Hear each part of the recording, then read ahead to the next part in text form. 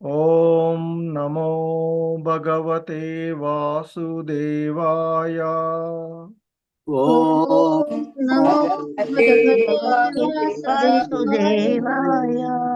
ఓం నమో భగవతే వాసుదేవాయ. ఓం నమో భగవతే వాసుదేవాయ. ఓం నమో భగవతే వాసుదేవాయ. ఓం నమో భగవతే వాసుదేవాయ. నారాయణం నమస్కృత్య నరం చైవ నరోత్తమం. నారాయణం నమస్కృత్య నరోత్తమం. దేవీం సరస్వతిం వ్యాసం తతో జయముదీరయేత్. దేవీం సరస్వతిం వ్యాసం తతో జయముదీరయేత్. నష్టప్రాయేష్వభద్రేషు నిత్యం భాగవత సేవయా.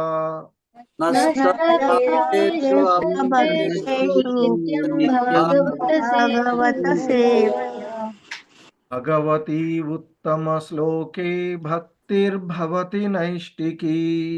భగవతి ఉత్తమ శ్లోకే భక్తిర్భవతి నైష్టికీ. హరే కృష్ణ. సో ఈరోజు హరే కృష్ణ అందరికి. ఈరోజు శ్రీమద్ భాగవతం క్లాస్కి ఇస్కాన్ శ్రీ శ్రీ రాధా గోవింద ఆలయము మంగళూరు కర్ణాటక తరపున మీ అందరికీ కూడా స్వాగతం తెలియచేస్తూ ఉన్నాము. సో ఈ భాగవతం క్లాస్లో మనము 3వ స్కందంలోని 25వ అధ్యాయము భక్తి యోగ మహిమ అనేటువంటి అధ్యాయంలో ఈరోజు 9వ శ్లోకాన్ని ఇస్కాన్ వ్యవస్థాపక ఆచార్యులైనటువంటి శ్రీల ప్రభుపాదుల వారి యొక్క భావము మరియు భాష్యం ద్వారా అవగాహన చేసుకోవడానికి ప్రయత్నం చేద్దాము. హరే కృష్ణ. సో శ్రీమద్ భాగవతము 3వ స్కందము 25వ అధ్యాయము 9వ శ్లోకము. Please repeat. Hare Krishna.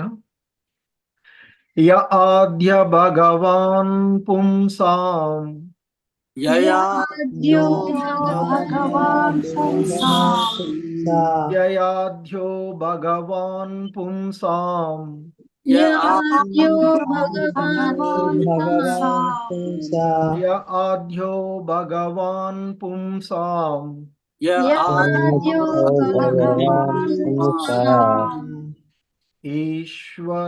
ఈశ్వరో why భవాన్ కిల. ఈశ్వరో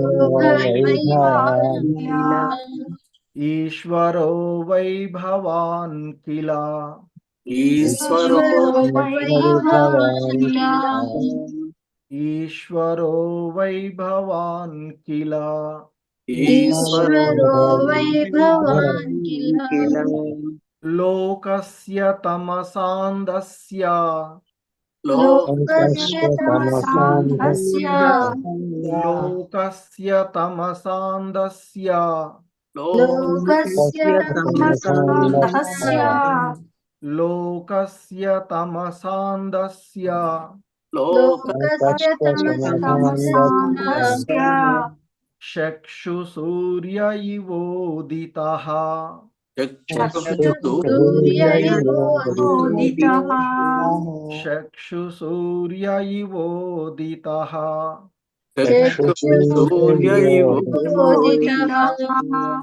చక్షు సూర్య ఇవోదితః.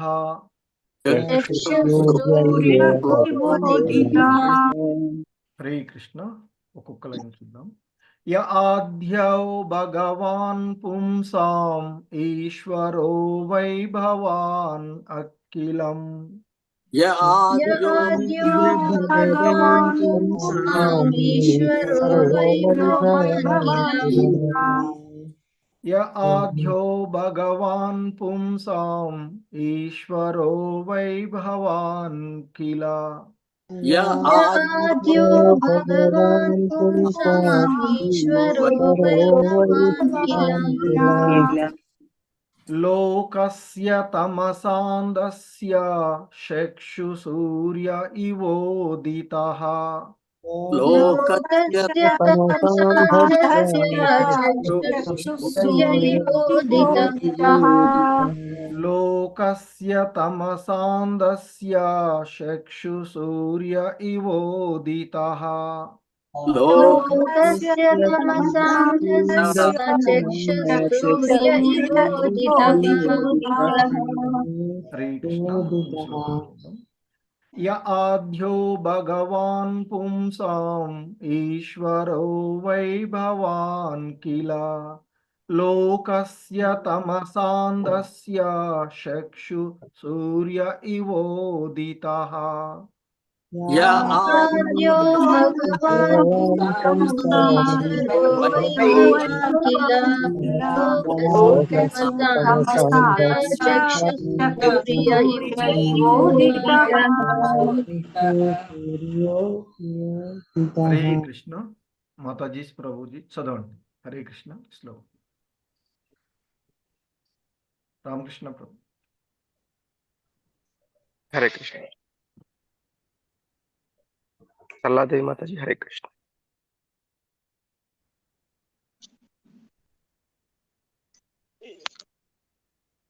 సల్లాదేవి మాతాజీ. హరే కృష్ణ. హరే కృష్ణ ప్రభుజీ. హరే కృష్ణ.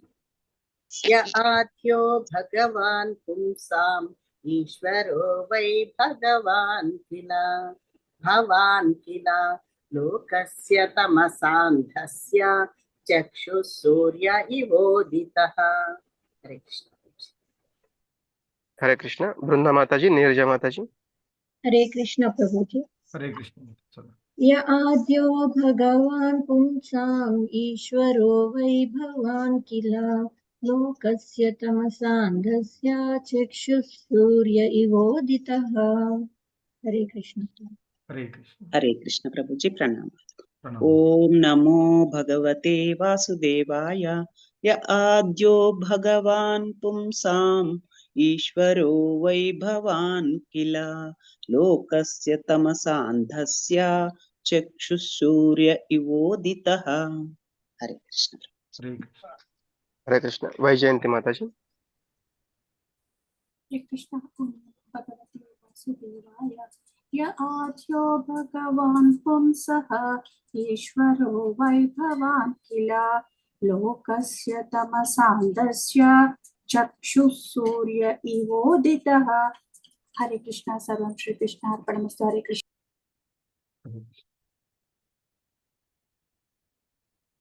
ప్రభు ఇంకా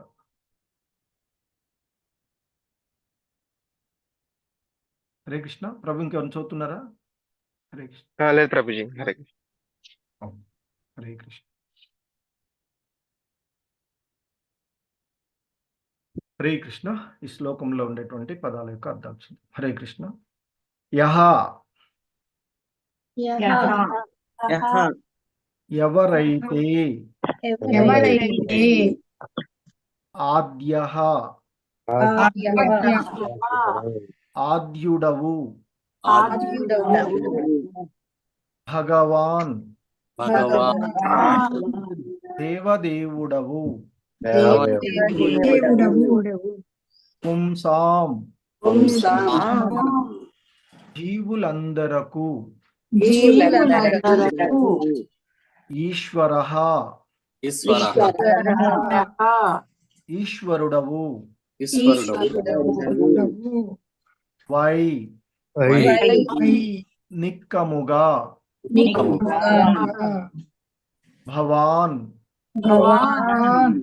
నీవు ఇలా నిస్సందేహముగా లోకస్య లోకపు తమసా అజ్ఞాన అంధకారముచే అందస్య అంధత్వము నొందిన చక్షుః కన్నులు సూర్యః సూర్యుడు సూర్యుడు సూర్యుడు ఇవ వలే ఉదితః ఉదయించితివి. హరే కృష్ణ. సో భావము బై శ్రీల ప్రభుపాదుల వారు, నీవు దేవదేవుడవు, ఆద్యుడవు, జీవేశ్వరుడవు, విశ్వము నందలి అజ్ఞాన అంధకారమును నశింపచేయుటకు సూర్యుని వలె నీవు ఉదయించితివి. హరే కృష్ణ. Please repeat. నీవు దేవదేవుడవు, నీవు దేవదేవుడవు, ఆద్యుడవు, జీవేశ్వరుడవు, విశ్వము నందలి అజ్ఞాన అంధకారమును నశింపచేయుటకు సూర్యుని వలె నీవు ఉదయించితివి. హరే కృష్ణ. భాష్యము బై శ్రీల ప్రభుపాదుల వారు. హరే కృష్ణ. కపిల ముని దేవదేవుడగు శ్రీకృష్ణుని అవతారంగా అంగీకరించబడినాడు. ఇచ్చట ఆద్యః అనగా సర్వజీవులకు ఆద్యుడన్యు, పుంసా ఈశ్వరః అనగా జీవేశ్వరుడవు అనియు, అంటే ఈశ్వర పరమ కృష్ణ అనుభావం. కపిలముని ఆధ్యాత్మిక జ్ఞాన సూర్యుడగు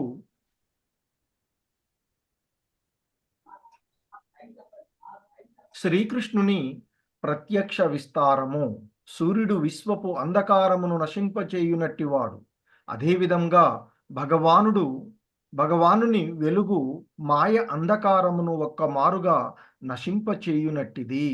మనము కన్నులను కలిగి ఉన్నప్పటికీ సూర్యకాంతి లేనిచో అవి విలువరహితములే అగును. అదే రీతిగా భగవానుని వెలుగు లేకుండా లేదా గురువు గారి దివ్యకరుణ లేకుండా శిష్యుడు యథార్థ దృష్టిని పొందజాలడు.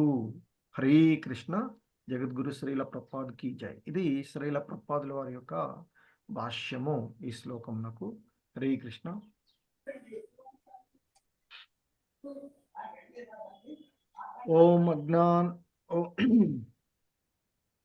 ఓం అజ్ఞానతిమిరాంధస్య జ్ఞానాంజనశలాకయా చక్షుర్మిలితం యేన తస్మై శ్రీగురవే నమః. నమో ఓం విష్ణుపాదాయ కృష్ణప్రేష్టాయ భూతలే శ్రీమతే భక్తివేదాంత స్వామినితి నామినే. నమస్తే సారస్వతీ దేవే గౌరవాణి ప్రచారిణే నిర్విశేష శూన్యవాది పాశ్చాత్యదేశతారిణే. జయ శ్రీకృష్ణ చైతన్య ప్రభు నిత్యానంద శ్రీ అద్వైత గదాధర శ్రీవాసాది గౌర భక్త బృంద. హరే కృష్ణ కృష్ణ కృష్ణ హరే హరే, హరే రామ రామ రామ హరే హరే. హరే కృష్ణ. సో మనము ఇక్కడ శ్రీమద్ భాగవతంలోని 3వ స్కందంలో అంటే భక్తి యోగ మహిమ అనేటువంటి ఈ అధ్యాయంలో ఉన్నటువంటిది. సో ఈ అధ్యాయంలో మనము చూస్తూ ఉన్నాము ఆ సౌనక ముని ఆ భగవంతుని గురించి కీర్తించడము, ఆ తర్వాత ఆ సూత గోస్వాముల వారి గురువు ద్వారా ఏవైతే విన్నారో ఆ విషయాలను భగవంతుని గురించి తెలియచేయమని ఆయన సూత గోస్వాముల వారిని వేడుకోవడము, సూత గోస్వాముల వారు ఆ భగవంతుని గురించి చెప్పడానికి అక్కడ మైత్రేయుడికు మరియు విదురుడికు మధ్య జరుగుతూ ఉన్నటువంటి ఆ సంభాషణను చెప్తూ ఉన్నారు. సో సూత గోస్వాముల వారు చెప్తున్నారు, ఎందుకంటే ఇక్కడ మైత్రేయుడు విదురుడితో చెప్తూ ఉన్నటువంటి విషయం, మరి ఆ పరమశక్తివంతుడు పూజనీయుడైనటువంటి మైత్రేయ ముని వ్యాసుల వారి యొక్క మిత్రుడు, ఆధ్యాత్మిక జ్ఞానాన్ని గురించి విదురుడు ఆయనని అడగగా, తెలుసుకోవలసినటువంటి విషయంతో జిజ్ఞాసుడై ఆయన్ని అడగగా సంతోషం ఉంది. ఆ మైత్రేయ ముని విదురుడితో ఈ విధంగా చెప్తున్నారు అని చెప్తున్నారు. సో ఆ మైత్రేయుడు చెప్తున్నాడు, ఎప్పుడైతే కర్దమ ముని అడవికి వెళ్ళారో ఆ తర్వాత కపిల భగవానుడు, సాక్షాత్తు ఆ భగవానుడు, ఆ కృష్ణ భగవానుని యొక్క అవతారమైనటువంటి ఆ కపిల ముని ఆ దేవహూతి యొక్క ని ఆనందింప చేయడానికి, ఆ దేవహూతిని ఈ భవబంధనాల నుండి బయటపడవేయడానికి ఆ బిందు సరోవర తటమునందు ఉన్నాడు, నివసిస్తూ ఉన్నాడు అంటూ చెప్తూ, సో ఇంకా చెప్తున్నారు. ఆ విధంగా ఎప్పుడైతే ఆ బిందు సరోవర నందు తన తల్లి అయినటువంటి దేవహూతి వద్దనే ఆ కపిల భగవానుడు ఉన్నటువంటి సందర్భంలో ఆ దేవహూతి తన ఎదురుగా ఉన్నటువంటి ఆ కపిల భగవానుడు, మరి ఎవరు ఆ కపిల భగవానుడు అంటే పరతత్వపు చరమగమ్యాన్ని చూపగలిగినటువంటి వాడు. అంటే ఈ జీవులను ఉద్ధరించడానికి, సర్వజీవులను ఉద్ధరించడానికి ఆయన అవతారం తీసుకున్నటువంటి వాడు. మరి ఆ సర్వజీవులను ఉద్ధరించడానికి అవతారం తీసుకున్నటువంటి ఆ కపిల భగవానుడు తన ఎదుటగా సావకాశంగా ఉపవిష్టుడై ఉన్నప్పుడు ఆ దేవహూతి ఆ బ్రహ్మ పలికినటువంటి, బ్రహ్మ వారికి చెప్పినటువంటి విషయాలను గుర్తు చేసుకుంటూ ఆ భగవానుడితో మాట్లాడుతూ ఉన్నటువంటి విషయాలను మైత్రేయ ముని విదురుడితో చెప్తూ ఉన్నారు. ఆ దేవహూతి కపిల భగవానుడితో ఈ విధంగా అంటూ ఉన్నారట, హే ప్రభు, ఇంద్రియములు కలిగించడి కలతల చేత అజ్ఞాన అంధకారము యొక్క గర్తంలో నేను పడి ఉన్నాను. మరి ఇప్పటి వరకు ఈ ఇంద్రియ భోగ వాంఛల ద్వారా అజ్ఞాన అంధకారంలో ఉన్నటువంటి నేను ఈ తాత్కాలికములైనటువంటి అశాశ్వతములు అయినటువంటి ఈ ఇంద్రియ అంశాల ఎడ నేను మిగుల విసుగు చెంది ఉన్నాను. మరి ఆ మిగిలి విసుగు చెంది ఉన్నటువంటి ఆమె ఇంకా కొనసాగిస్తూ ఆ కపిలమునితో అంటూ ఉన్నారు, అజ్ఞాన అంధకారము నుండి బయటపడేసేటానికి, అలాంటి అజ్ఞాన అంధకారంలో ఉన్నటువంటి వారిని బయటపడవేయడానికి నీవే ఏకైక మార్గము అంటూ ఆమె పలికినటువంటి విషయాన్ని చూస్తూ ఉన్నాం. సో మరి ఈ జీవులను ఉద్ధరించడానికి ఆ భగవంతుడు లేదా ఆ భగవంతుని యొక్క ప్రతినిధి గురువు, ఆ భగవంతుడి యొక్క ప్రతినిధిగా ఉన్నటువంటి గురువు లేదా ఆ భగవంతుని యొక్క శుద్ధ భక్తులైనటువంటి భక్తుల యొక్క సాంగత్వంలోనే ఇది సాధ్యమయ్యేటువంటి విషయం. సో అందుకే ఆ దేవహూతి అన్నటువంటి అంశం, అజ్ఞాన అంధకారము నుండి బయటపడడానికి నాకున్నటువంటి ఏకైక మార్గము మీరే. ఎలా అంటే నీ యొక్క కరుణ చేతనే, నీ యొక్క అనుగ్రహం చేతనే అనేక జన్మల పిదప అనేక జన్మలలో ఆచరించినటువంటి ఆ జ్ఞాన మార్గాల ద్వారా ఇక నిన్ను జ్ఞానచక్షువుగా పొంది ఉన్నాను అంటూ అని చెప్తున్నట్టు. అంటే ఇక ఆ అజ్ఞాన అంధకారాన్ని, ఆ అవిద్యను తొలగించుకొని ఆమె ఇక ఆ భగవంతుణ్ణి అజ్ఞాన అంధకారము నుండి బయటపడేసేటువంటి ఏకైక మార్గము ఆ భగవానుడే. అంతే తప్ప ఈ భౌతిక జగత్తులో ఎవడూ కూడా మనల్ని అజ్ఞాన అంధకారం నుండి బయటపడవేయలేడు. సో కాబట్టి మరి శాస్త్ర ప్రామాణికాలైనటువంటి శాస్త్రాలు లేదా శాస్త్రాల్లో సూచించబడినటువంటి ఆత్మదర్శి అయినటువంటి గురువుల ద్వారా మాత్రమే ఈ అజ్ఞాన అంధకారము నుండి బయటపడేటువంటి మార్గము. సో అదే విషయాన్ని దేవహూతి ఆ కపిల భగవాన్ తన పుత్రుడిగా అవతారం తీసుకొని తన ఎదుటిగా ఉపవిష్టుడై ఉన్నటువంటి ఆ కపిల భగవానుడితో ఆమె పలుకుతూ ఉన్నటువంటి విషయాలను చూస్తూ ఉన్నాం. నిన్నటి శ్లోకంలో చూసాం, ఆమె అంటుంది, అజ్ఞాన అంధకారము నుండి బయటపడడానికి నాకు కనిపిస్తూ ఉన్నటువంటి ఏకైక మార్గము నీవు అంటూ ఆ కపిలమునితో చెప్తూ ఉన్నటువంటి. ఎలా అంటే నీ యొక్క కరుణ చేతనే, అంటే భగవంతుని అనుగ్రహం లేకుండా ఏది కూడా సాధ్యం కాదు. సో కాబట్టి నీ యొక్క కరుణ చేతనే అనేక అనేక జన్మలలో చేసుకున్నటువంటి ఆ కర్మల ఫలంగా ఆమె ఆచరించినటువంటి కర్మల ఫలంగా నిన్ను నేను జ్ఞానచక్షుగా పొంది ఉన్నాను అంటూ చెప్పినటువంటి. సో దానికి శ్రీల ప్రభుపాదుల వారు చాలా చక్కటి భాష్యాన్ని మనకి వివరించారు. నిన్నటి శ్లోకంలో గురు శిష్యులకు మధ్య ఉండేటువంటి సంబంధాన్ని ఆయన చాలా చక్కగా మనకి తెలియచేసినటువంటి విషయాన్ని చూసాము నిన్నటి శ్లోకంలో శ్రీల ప్రభుపాదుల వారి యొక్క ఆ భాష్యంలో. ఎందుకంటే ఈ అజ్ఞాన అంధకారము నుండి దాటివేసేటువంటి మార్గము గురువు అనేటువంటి విషయాన్ని శిష్యుడిని ఈ భౌతిక అస్తిత్వంలో చిక్కుకొనబడి ఉన్నటువంటి ఈ బద్ధ జీవులను బయటపడేసేటువంటి మార్గము ఆ భగవంతుడు లేదా ఆ భగవంతుని యొక్క ప్రతినిధి అయినటువంటి గురువు అని చెప్తూ ఉంటారు. సో కనుకనే ఎన్నెన్నో జన్మల ద్వారా పిదప ఒక ప్రామాణిక ఆచార్యుని కనుగొనగలగడం, ఆ కృష్ణ ప్రతినిధికి శరణం నొందగలిగినట్లయితే వెలుగు వైపుకు, అజ్ఞాన అంధకారాన్ని తొలగించుకొని వెలుగు వైపుకు అంటే జ్ఞానం వైపుకు ప్రయాణిస్తాము అంటూ చెప్పినటువంటిది. ఇంకా ఆమె కొనసాగిస్తూ ఆమె ఇంకా అంటూ ఉన్నటువంటి య ఆద్యో భగవాన్ పుంసాం ఈశ్వరో వై భవాన్నఖిలం లోకస్య తమసాందస్య చక్షు సూర్య ఇవోదితః. ఆమె ఇంకా చెప్తున్నారు,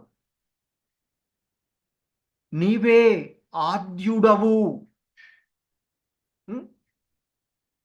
యా ఆద్య భగవాన్ అని చెప్తున్నారు.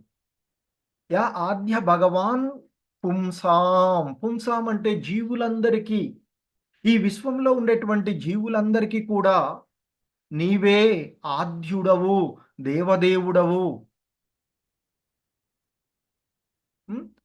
ఈశ్వరోహో అంటున్నారు. ఈశ్వర అంటే ఈశ్వరుడవు, జీవేశ్వరుడు. ఈ జీవులందరికీ కూడా ఈశ్వరుడు, ఈ జీవులందరికీ కూడా పరమైనటువంటి వాడివి, జీవులందరికీ రక్షించి పోషించేటువంటి వాడివి. సో అందుకే ఇక్కడ చెప్తూ ఉన్నారు, నీవు దేవదేవుడవు, ఆద్యుడవు. మరి నీవే జీవేశ్వరుడవు, ఈ జీవులందరికీ కూడా ఈశ్వరుడవు. ఇంకా చెప్తున్నారు, నీవు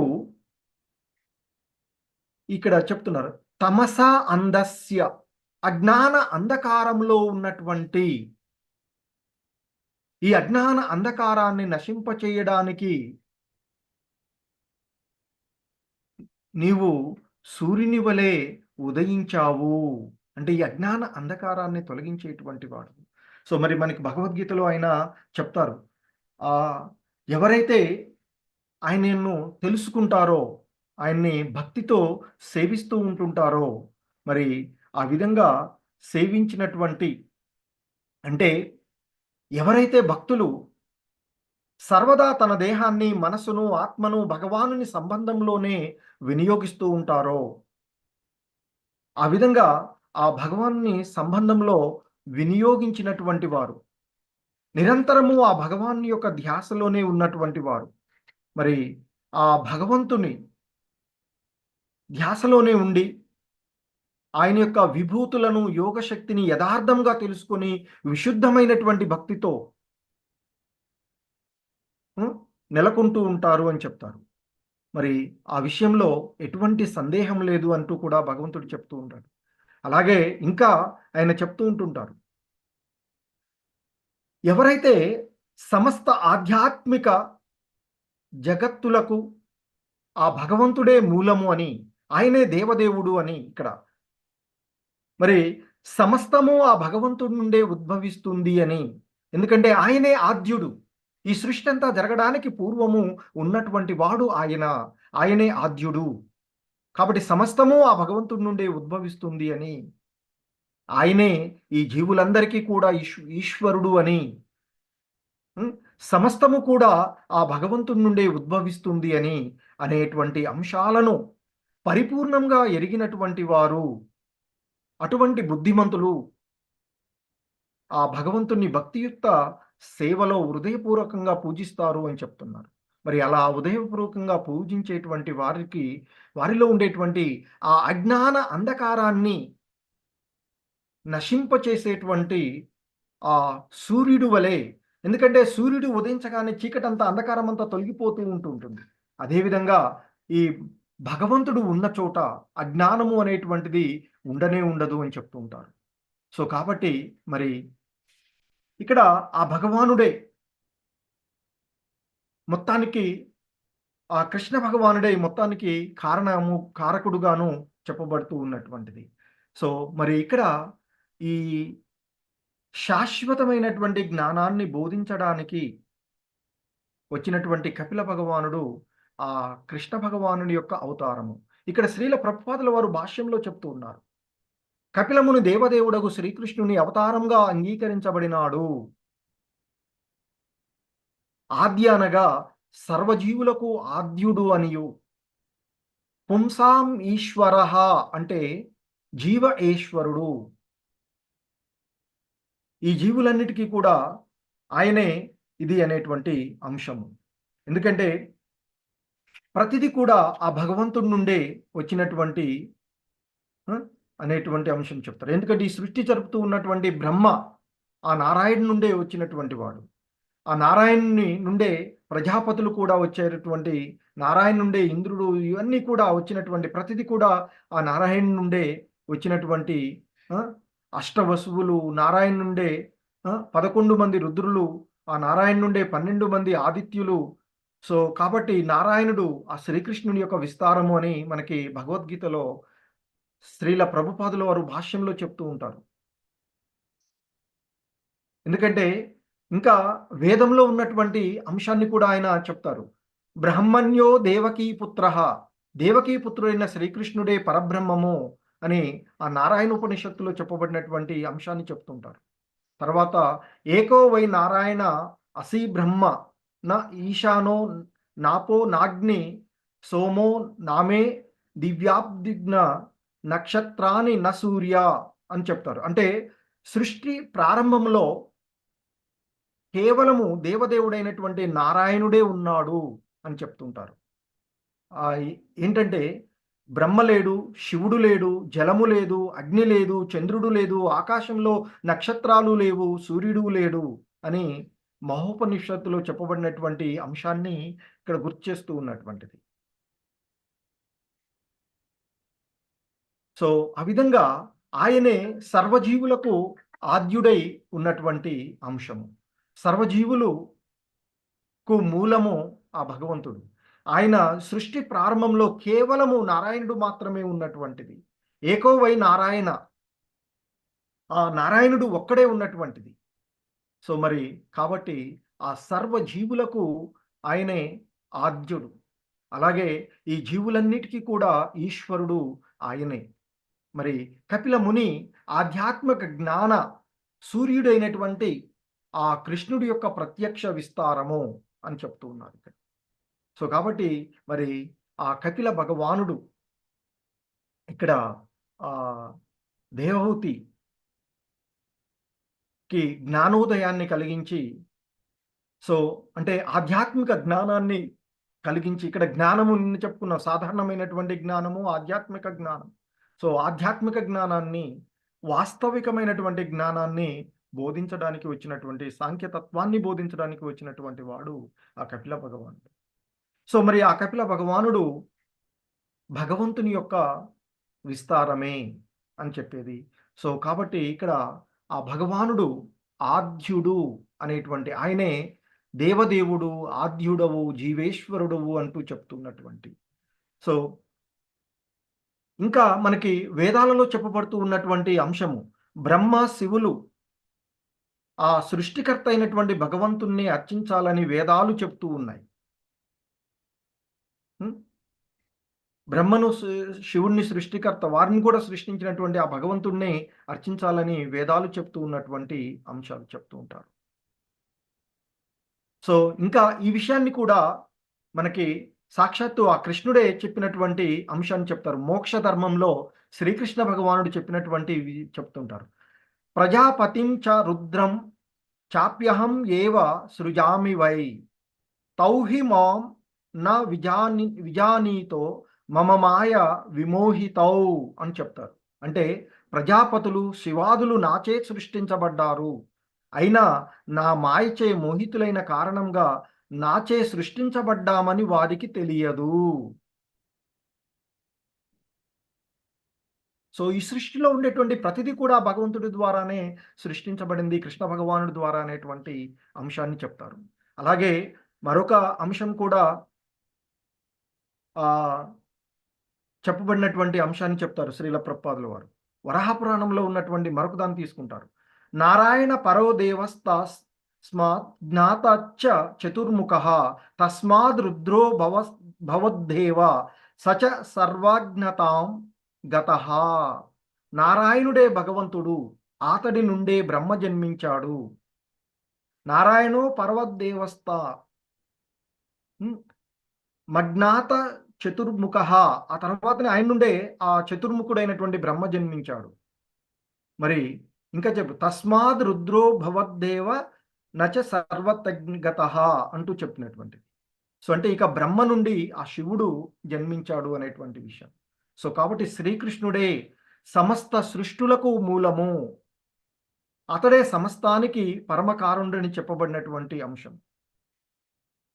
సో ఇంకా సమస్తము ఆయన చెప్తారు భగవద్గీతలో, సమస్తము నా నుండే ఉద్భవించినది కనుక నేనే సమస్తానికి ఆదిమూలము, ప్రతిదీ నా ఆధీనంలోనే ఉన్నది,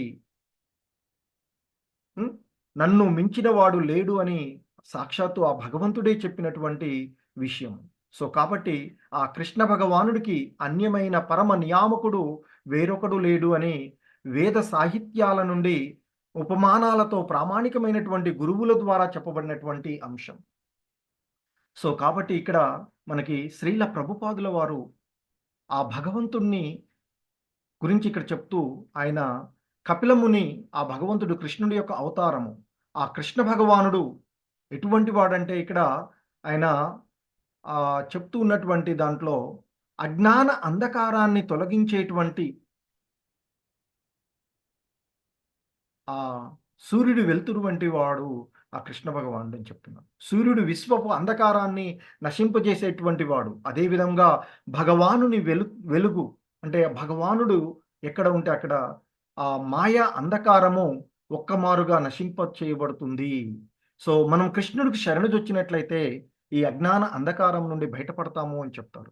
మనము కన్నులను కలిగి ఉన్నప్పటికీ, మనం కళ్ళు ఉంటాయి, సూర్యుడి యొక్క వెలుతురు లేకపోతే ఆ కళ్ళు పనిచేయవు, కనిపించవు కదా. చీకట్లో మన కళ్ళు కనిపిస్తాయి, ఏమీ చూడలేము మనం. సో అలాగే భగవంతుణ్ణి ఆశ్రయించకుండా మనం ఏది కూడా పొందలేము అనేటువంటి విషయాన్ని ఇక్కడ తెలుసుకోవాలని చెప్తున్నారు.